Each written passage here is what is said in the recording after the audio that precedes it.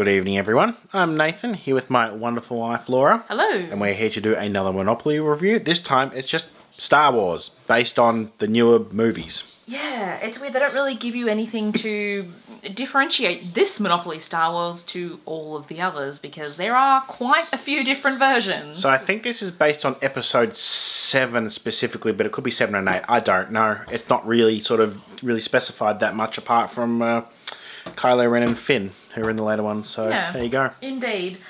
So this is, yes, a Star Wars Monopoly. However, it is not just like adding pictures to a regular game of Monopoly. There's actual different gameplay involved. And we were actually pleasantly surprised. We thought, oh, just another sort of throwaway one, but it's actually pretty good. It is pretty good.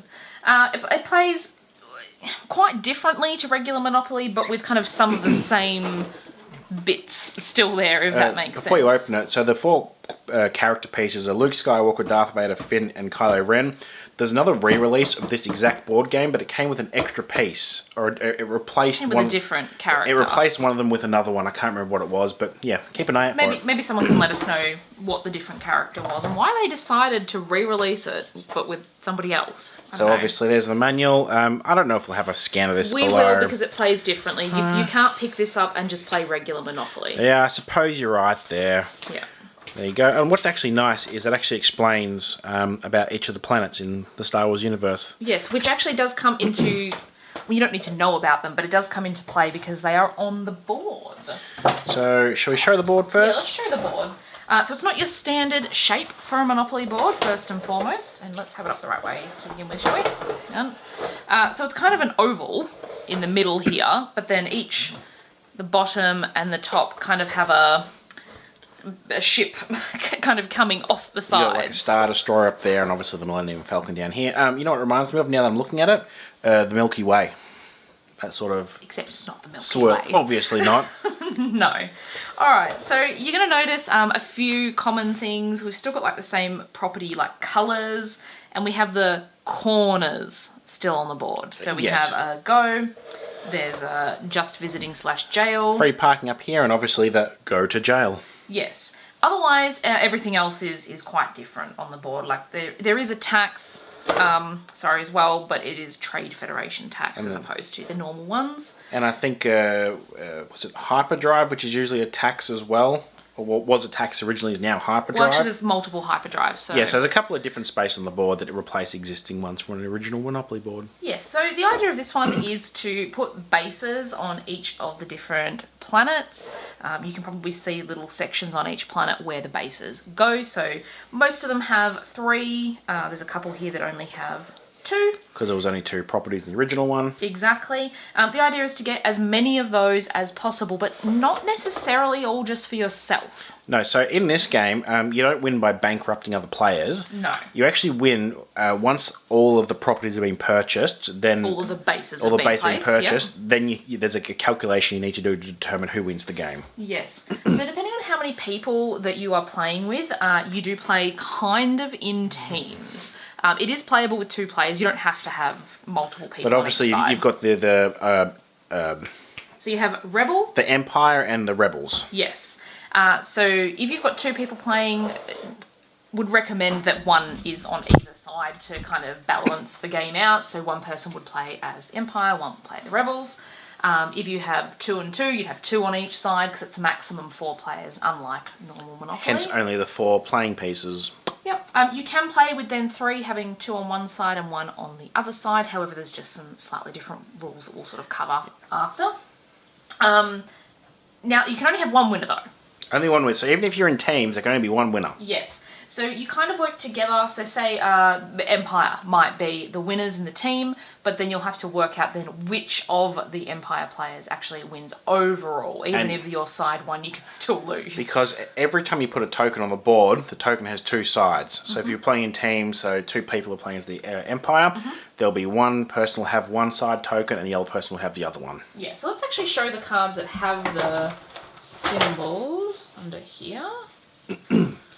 Okay, so these are the 2 Empire options. So if you do have 2 people playing on the side of the Empire, they have to pick one of these each. The symbols are different to allocate like which base each of those players has taken. The tokens then match those that you put out for the bases as well. So, for instance, say the Empire is the game's over. The Empire has the most bases on the board. Me and Laura say we're both Empire. Would look and go. There's more of this symbol versus this symbol, so whoever had that one is the winner. Who is the overall winner? Yes. So the Empire wins, but Laura wins the game overall. Yeah, or whatever it may be. Whichever. Yeah. So yeah, you can't win as a team, unfortunately.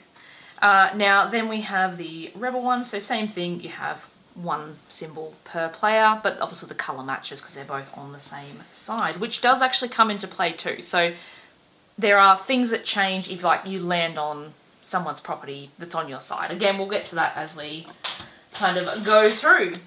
2 standard die. You've got obviously the pieces that show who owns what base. The bases.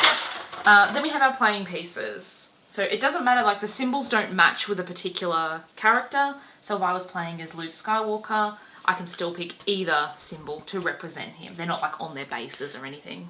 So there's Finn and Luke Skywalker. Yep, well, there he goes. Then we have the Vader of all. Yeah, Darth Vader. These are pretty nice. I was going to say they're pretty nice and they stand up pretty well. They don't sort of tip over or anything, so...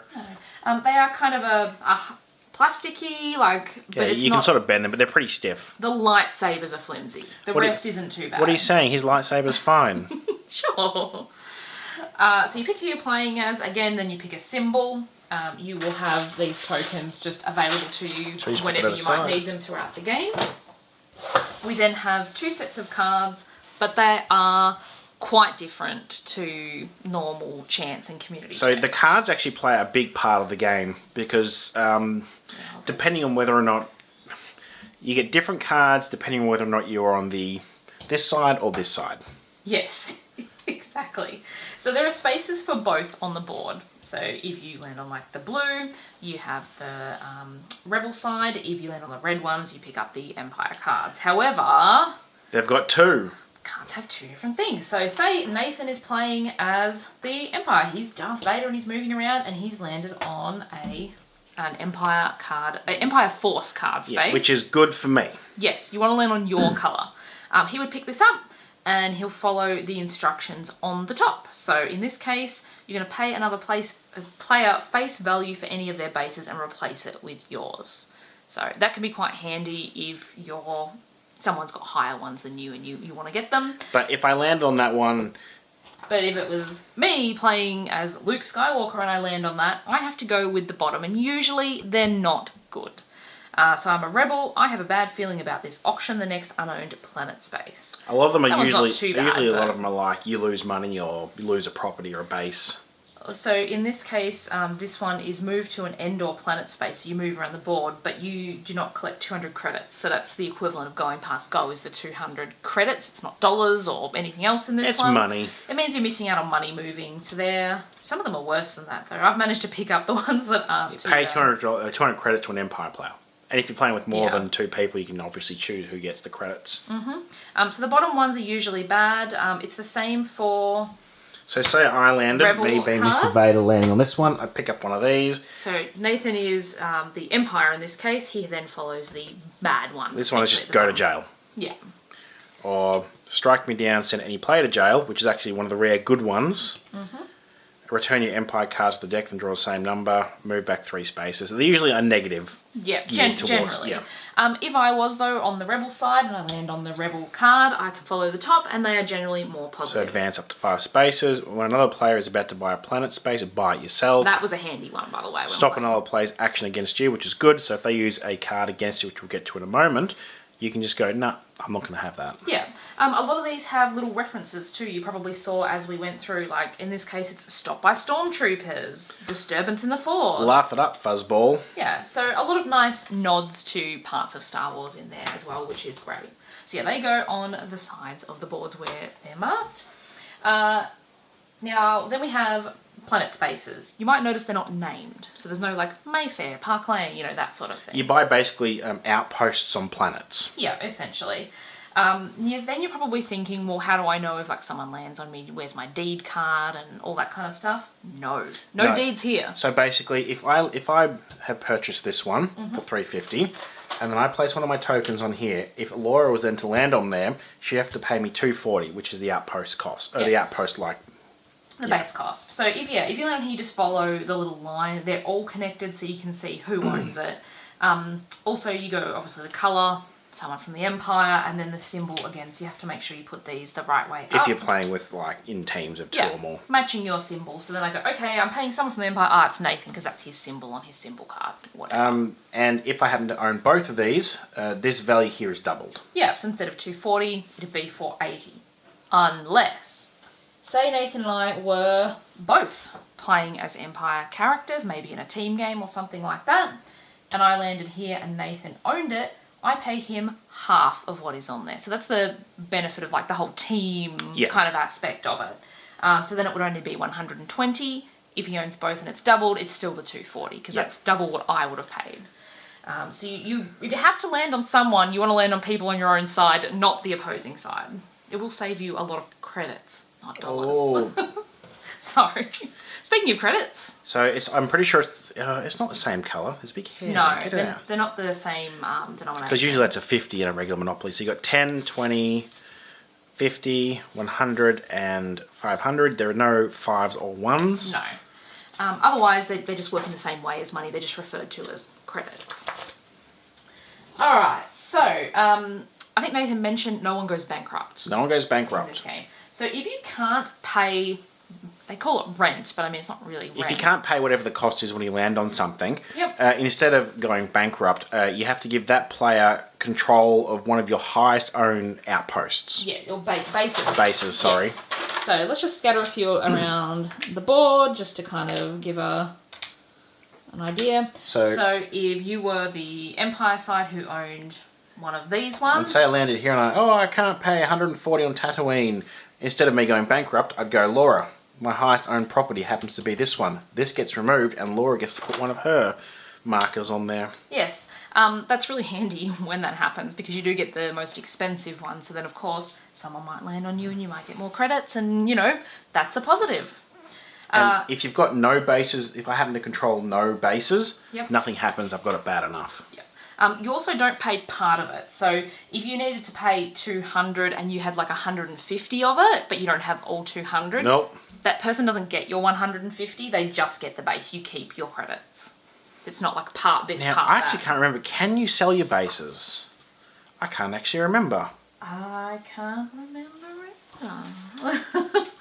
Alright, what else do we need to share? The youngest rebel player is meant to start the game. Not really sure why, but that's just the arbitrary reason.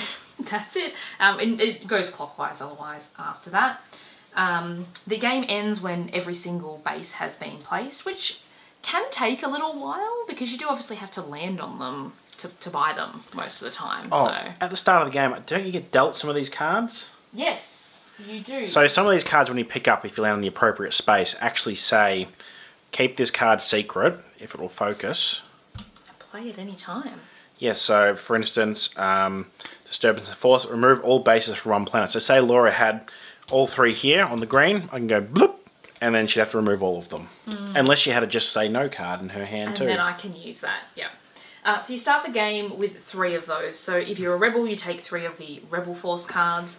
If you are on the Empire side, you take 3 of the Empire cards. Makes sense, doesn't it? And most of them, like the just say no, prevents any action against you.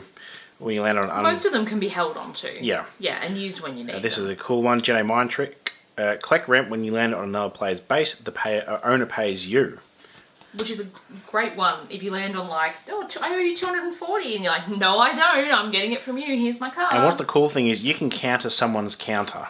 So if I played that card and you said, nope, that's not going to happen. Just say no, I've got a card. Then I go, I've actually got to just say no in my hand to counter your just say no, so you still get copped with the penalty. Yeah, so Nathan's saying no to my just say no. It can be a little bit complicated, but you can say no to no. Yeah, so it actually doesn't... me and Laura played the, obviously 2 players, and it only took us, about an hour to fully complete? A little under maybe? Yeah, and that's without any sort of shortcuts or anything like that, so... it's not nearly as long or tedious, I guess, in... There's more of an end than regular Yes. Monopoly. Jail works in a pretty similar way to a regular Monopoly. So if you land on go to jail, you go to jail. Some cards send you to jail. There are get out of jail free cards. Yeah, in amongst these decks here. Yep, which you can then use in the same way as you would a normal get out of free card. If you are in jail though and you don't have one of those, then you need to pay, how much was that? I can't remember now. I think it should be just 50 You don't remember credits. either, do you? No, I don't. 200. 200? No, sorry, 100. 100 credits to get out at the start of your next turn if you want to come straight out and pay.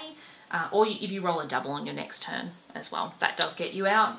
If you roll 3 doubles in a row, that sends you to jail the same way as regular Monopoly as well. Shall we talk about the Hyperdrive and Bounty Hunter spaces? Yes. So Hyperdrive. If I land on Hyperdrive, I can, from here, this Hyperdrive to this Hyperdrive, usually each quarter of the board, I can choose to land on any unowned... the next unowned planet space. So if between you and the next Hyperdrive. So say this, and this were all owned, I could then choose to go whoop, and go here since that is unowned, this particular base. Yes. Now, if there's nothing between the Hyperdrive you land on and the next Hyperdrive, so say these were all full... Then I'd go from here to here, and then from this quadrant. You go to the next available one. Yeah. Yep. And that's a good way to get any of those loose properties that or bases that no one's been able to land on. Which helps, hedge you towards the end of the game. The Bounty Hunter space means you can make any planet space, like any of these little bases, your own. So you can either just take an unowned one by getting one of your tokens. This, or I can go, nah, I'm taking that and taking over. Yep. It depends on what's going on. Like you might, I think last time we played, when I landed on the Bounty Hunter, there was only one space left on the board, and I wanted the game to end because I knew I was ahead. You had more bases controlled. And I knew I was going to win, so I didn't want to give Nathan the opportunity to keep the game going.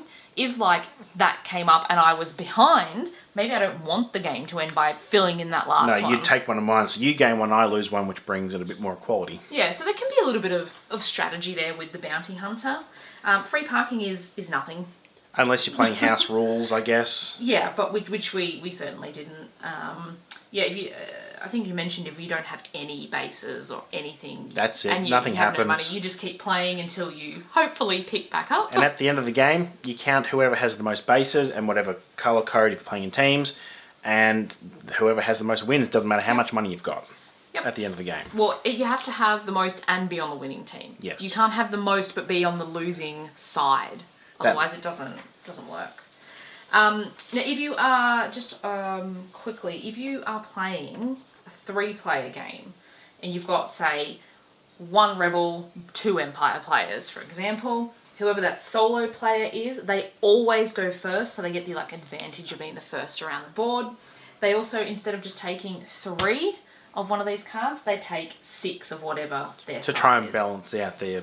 Yeah. Yeah. Because obviously the other team between them will have 6-3 for each I still person. think it would be a bit lopsided, but hey, it's there. The option's there if you only have 3 people. Yeah. I mean, that's a nice thing, because you don't want to say it's only 2 and 4 players. Not everyone has 4 players all the time. So we actually really like this. It actually flowed along quite nicely. Mm-hmm. The cards weren't too unbalanced in terms of their functions. Because I know some games, some of them you pick up and it's like, well, I've just lost. Yeah. That payday reviewed, the last one we did was some of the cards were paid 3 months. Too much.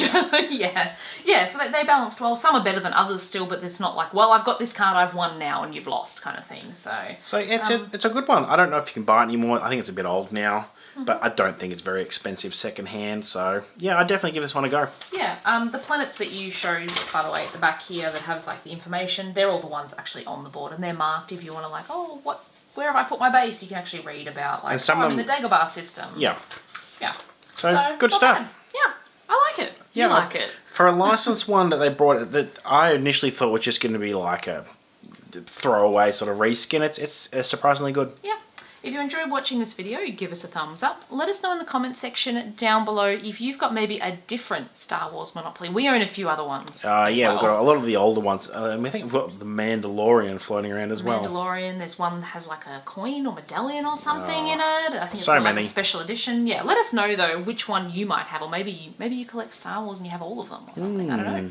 Hit that subscribe button and check back soon. We have videos every single Tuesday. Sounds good. Thanks for watching. Bye-bye.